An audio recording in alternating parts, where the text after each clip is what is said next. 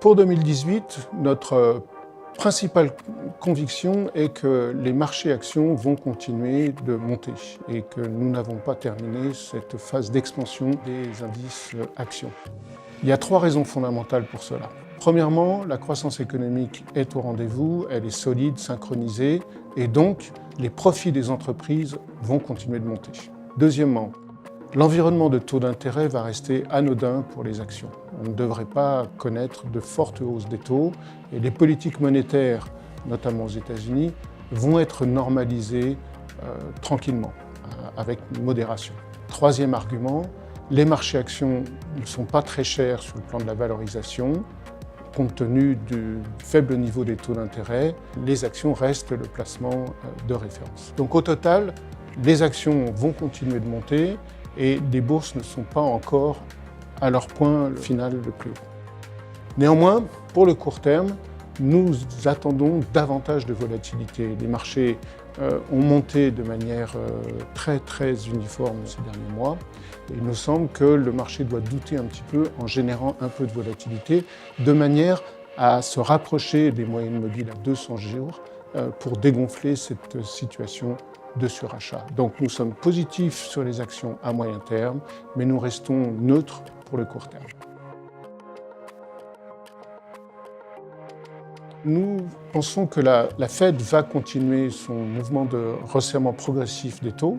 Nous attendons 3 fois 25 points de base en 2018, puis un arrêt du resserrement de politique monétaire. La Fed va aussi réduire très progressivement la taille totale de son bilan. Tout ça est bien annoncé, bien anticipé par les marchés. Du côté de la BCE, le programme de quantitative easing n'est pas terminé. Il devrait même être étendu jusqu'en fin d'année 2018, peut-être à un rythme plus lent. Mais en tout état de cause, il n'y aura pas de hausse des taux en Europe avant 2019. Néanmoins, l'inflation est en train d'accélérer à partir d'une base très basse et dans un environnement de croissance économique solide, les taux obligataires vont probablement monter un petit peu. Nous attendons environ 50 points de base de hausse des taux longs. C'est un environnement relativement anodin.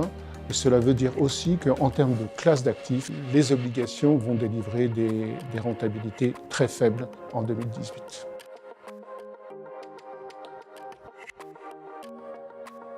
Sachant que nous escomptons peu de variations des politiques monétaires cette année, il devrait logiquement y avoir peu de variations des taux de change. C'est du moins notre hypothèse essentielle. Et en ce qui concerne le dollar, nous pensons que l'euro-dollar devrait rester autour de 1,20, qui est notre objectif à 12 mois.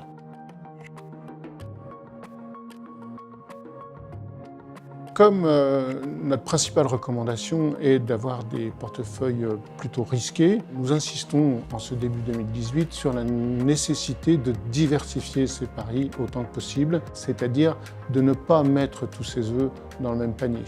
Donc nous mettons en avant des idées de diversification.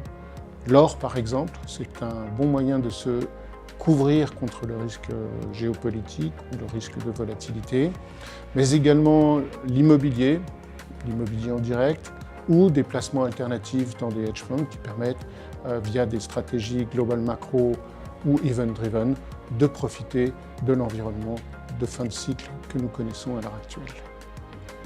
Merci pour votre attention.